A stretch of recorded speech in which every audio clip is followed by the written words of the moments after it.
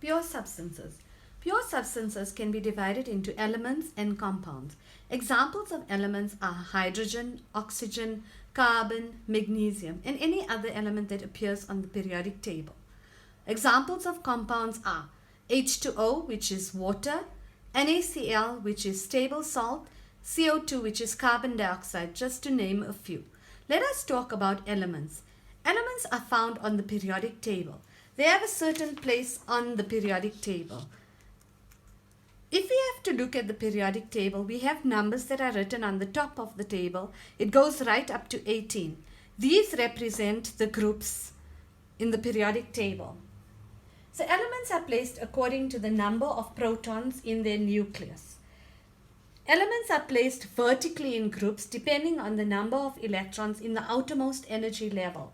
There are 18 groups on the periodic table. Elements are placed in horizontal rows, which are called periods. That's these rows over here. You can add in numbers here like 1, 2, 3, 4, 5, 6, and 7. This depends on the energy level in which the outermost electrons can be found. Let's talk about diatomic elements. What are diatomic elements?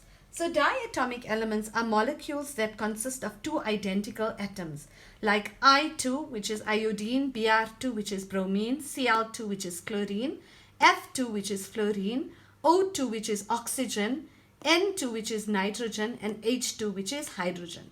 There are 7 diatomic elements.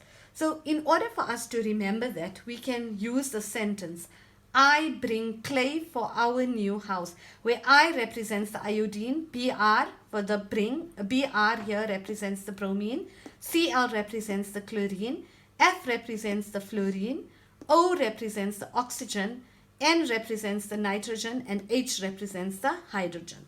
When we look at diagrams of elements, if we look at the first diagram for helium, we need to take note that all the atoms here are identical. Therefore, it is making up an element. If we look at the oxygen atom, these two atoms are identical. So this would be considered to be an element as well. Let us go on to compounds.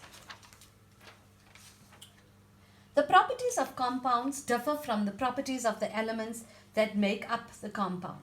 Compounds can be broken down into simpler materials by using heat or electrolysis. The elements that make up a compound always bond in the same ratio. For example, H2O. You cannot get a formula like HO or HO2 for water. It has to be H2O. This is a diagram of the water molecule. The green circle represents the O and the blue circles represent the H. Forces between particles.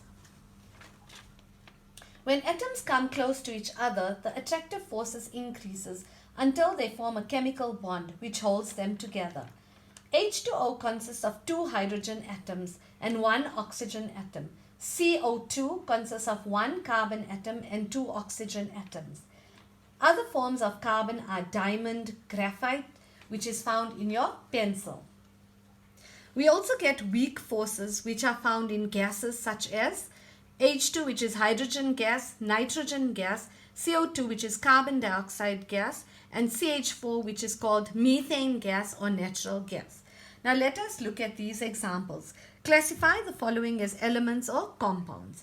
The first example we're looking at is H2O. H2O is made up of 1 oxygen and 2 hydrogen atoms. There are different atoms that have combined chemically, so therefore it is a compound. O2 is made up of 2 atoms of the same kind, so therefore it would be an element. If we look at S8, which is the sulfur atom, it is made up of 8 different molecules, 8 different atoms, but they are of the same kind. Therefore it is an element. If we look at nitrogen, it's 2 nitrogen atoms which form a triple bond. So therefore it is an element. If we look at CO2, it's 1 carbon atom and 2 oxygen atoms. So there are different atoms in this molecule. So therefore it is a compound. And lastly, methane, CH4, that the central atom is carbon and it is surrounded by 4 hydrogens. So since there are different atoms that have bonded chemically, it makes up a compound.